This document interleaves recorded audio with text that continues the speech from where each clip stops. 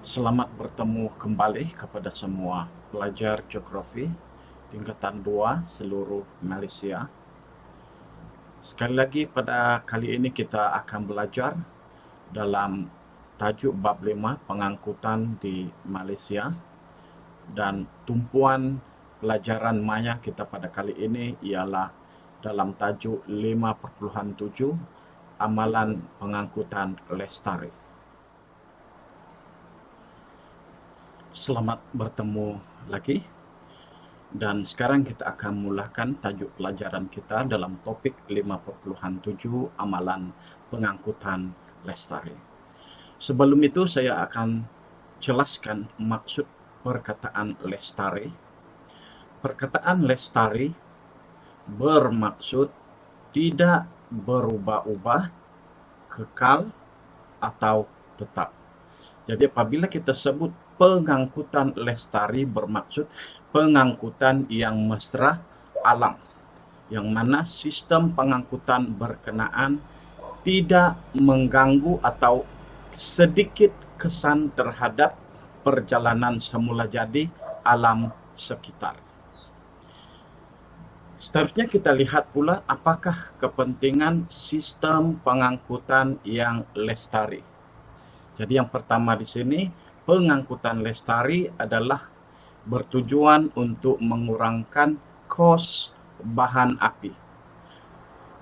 Jadi kalau kita lihat sekarang ini, semua kenderaan yang ada menggunakan bahan api. Jadi bahan api ini kosnya adalah tinggi. Jadi untuk mengurangkan kos bahan api, kita perlu beralih kepada sistem pengangkutan yang menggunakan tenaga yang lebih murah, seperti penggunaan tenaga elektrik, solar, dan sebagainya. Jadi kalau kita lihat dalam usaha mengurangkan kos bahan api, kita lihat di negara kita pada tahun 2015 telah memperkenalkan bas elektrik. Dan bas elektrik ini menggunakan kuasa elektrik sebagai kuasa. Jadi menggunakan tenaga elektrik bukan sahaja tidak mengeluarkan asap, tetapi juga dari segi kos penggunaan tenaga lebih jimat. Apalagi sekiranya bas ataupun kenderaan pada masa akan datang menggunakan tenaga solar. Yang seterusnya kita lihat mengelakkan kesesakan lalu lintas. Jadi amalan pengangkutan lestari juga dapat membantu mengurangkan kesesakan lalu lintas. Jadi kita lihat di sini satu contoh yang dikenali sebagai straddling bus yang telah diperkenalkan oleh negara China, menjalankan percubaan straddling bus di atas trek 200 meter. Jika usaha ini berjaya, ia dapat membantu banyak negara mengatasi kesesakan lalu lintas, yang mana bas ini mampu mengangkut 1.400 penumpang, dan bas ini juga tidak menyebabkan kesesakan lalu lintas kerana kenderaan boleh melalui di bawah bas berkenaan. Dan yang seterusnya, mengurangkan pelepasan bahan pencemar ke udara. Jadi seperti yang saya katakan tadi, pengangkutan lestari seperti penggunaan elektrik di dalam sistem pengangkutan dapat mengurangkan pelepasan pencemar ke udara. Jadi yang seterusnya ialah meningkatkan keselamatan pengangkutan awam.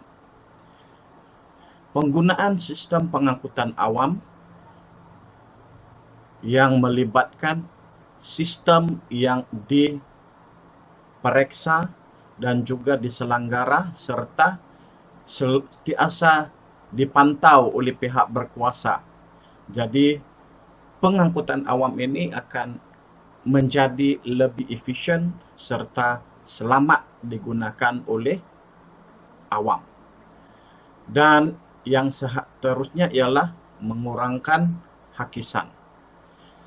Penggunaan pengangkutan lestari yang lebih efisien ialah juga dapat membantu mengurangkan hakisan. Sebagai contoh, penggunaan smart tunnel yang diperkenalkan di Kuala Lumpur. Yang mana smart tunnel ini dapat membantu bukan sahaja mengurangkan kesesakan, tetapi juga dapat mengelakkan hakisan. Dan yang seterusnya, meminimumkan kemusnahan flora dan fauna.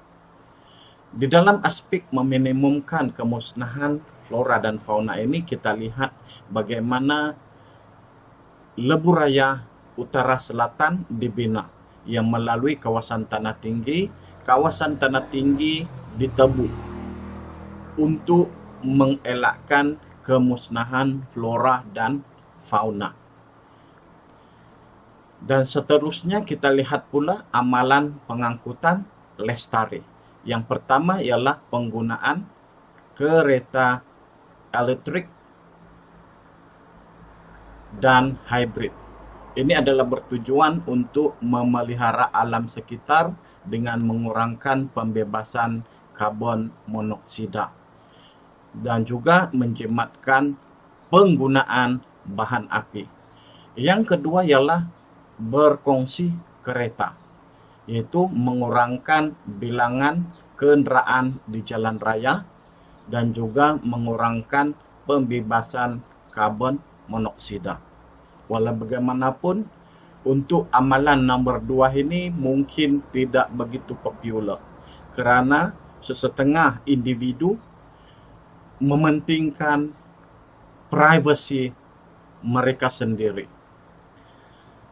Dan kita lihat yang ketiga, yaitu penggunaan pengangkutan awam.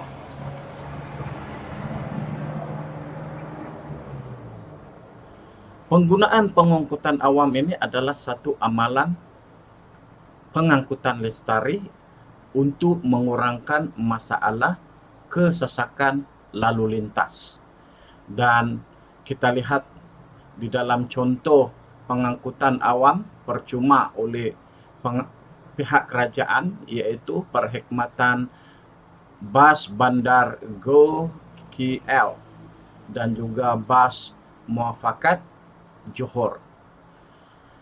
Dan termasuk juga satu sistem pengangkutan bas awam di Pulau Pinang. Jadi kita lihat di sini kita lihat KTM Commuter, kita ada bas awam di Kuching, dan ada juga bas percuma di Kuala Lumpur. Ini adalah contoh untuk penggunaan pengangkutan awam. Dan seterusnya, untuk kita lihat pengangkutan lestari pada masa hadapan, kita lihat yang seterusnya ialah penggunaan solar. Jadi di sini kita lihat kapal terbang dengan kuasa solar yang dikenali sebagai Impulse 2 telah membuat penerbangan bersejarah yang terbang selama 70 jam, dan kejayaan ini menjanjikan tenaga alternatif dalam sistem pengangkutan pada masa hadapan. Jadi pada masa hadapan kita akan melihat penggunaan solar di dalam sistem pengangkutan akan datang. Dan yang seterusnya, kita lihat pula satu lagi teknologi di dalam pengangkutan masa hadapan dikenali sebagai Hyperloop Train. Yang mana sistem pengangkutan masa depan dikenali sebagai Hyperloop Train yang boleh mencapai kelajuan 1125 km yang mungkin dapat memendekkan masa perjalanan manusia. Jadi kita lihat pada masa akan datang pelbagai bentuk, pelbagai kaedah sistem pengangkutan awam yang lestari. Sebagai kesimpulan, amalan pengangkutan lestari, pertama kita lihat dari segi kepentingan sistem pengangkutan lestari, yaitu yang pertama mengurangkan kos, yang kedua mengelakkan kesesakan lalu lintas, yang ketiga mengurangkan pelepasan bahan pencemar, yang keempat meningkatkan keselamatan pengangkutan awam, yang seterusnya, yang kelima, mengurangkan hakisan. Dan yang terakhir, yaitu meminimumkan kemusnahan flora dan fauna. Dan untuk pengangkutan lestari, kita ada cadangan seperti penggunaan kereta elektrik dan kereta hybrid. Kereta hybrid ini adalah kereta yang menggunakan bahan api dan juga tenaga elektrik. Dan yang kedua ialah berkongsi kereta. Yang ketiga, penggunaan pengangkutan awam. Ini adalah antara amalan-amalan dalam pengangkutan lestari yang perlu kita amalkan. Sekian sahaja pelajaran kita pada kali ini. Sehingga kita bertemu lagi dalam pelajaran yang akan datang. Jangan lupa untuk menjawab soalan kuis yang telah saya sediakan di bawah video ini. Dan sehingga kita bertemu lagi dalam pelajaran yang akan datang. Selamat belajar.